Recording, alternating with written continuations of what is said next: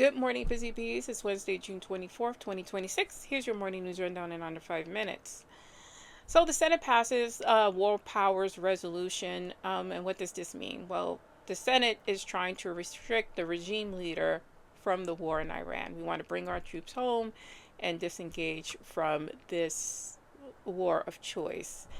Um, Four Republicans joined the Democrats: Rand Paul, Susan Collins, Lisa Murkowski, Bill Cassidy. What's going to happen to this bill is going to hit the president's desk and he's going to veto it because he says this is unconstitutional. The president has ultimate power, yada yada yada. Now we can override Trump's veto if we get our Congress people to do their jobs. They would need 2/3 vote in both the House and the Senate to limit his powers, and he has no choice, right? This will happen most likely in November. This is why it's important to get out and vote. I hope you voted in whatever primaries you had yesterday and coming up, because we need to turn the tide already. It's enough. It is really enough.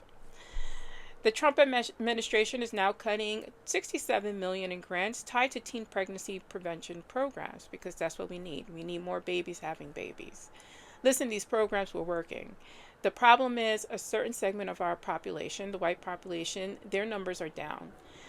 It was better when teen pregnancy was a thing for them. And so these cuts are aimed at getting their population higher. They really could care less about our population. And I'm just speaking frankly because look at all the budget cuts that are aimed for people of color and cities that have large populations of people of color. I'm just being honest. And that's my opinion. This is editorial news. Congress passes Bipartisan Housing Affordability Act. Now, what does this bill include? Well, incentives for local governments to build more housing, support for modular and alternative housing construction, funding for homelessness programs, disaster recovery, housing assistance, zoning reform incentives, renter protections. What does this mean for cities that are overpopulated, like in New York City, like in California and in other states? What does that mean for us? I'm curious to know because things are out of hand here. There's a lot of buildings going up here through the Housing Connect program if you live in New York City.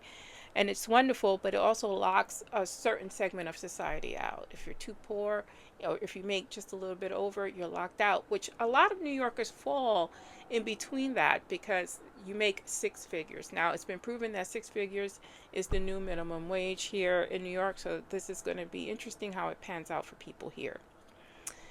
The Supreme Court and Appeals Court side with Trump on immigration. According to AP News, the Supreme Court sided with Donald Trump's administration in case involving green card holders. The ruling gives immigration officials broader authority in certain cases involving lawful permanent residents accused of crimes and immigration violations. Critics warn that this decision could weaken due process protections for green card holders, and that's what it's aimed to do. It just wants to get people out. And according to NPR, a federal appeals court allows the Trump administration to expand its use of fast-tracking deportations.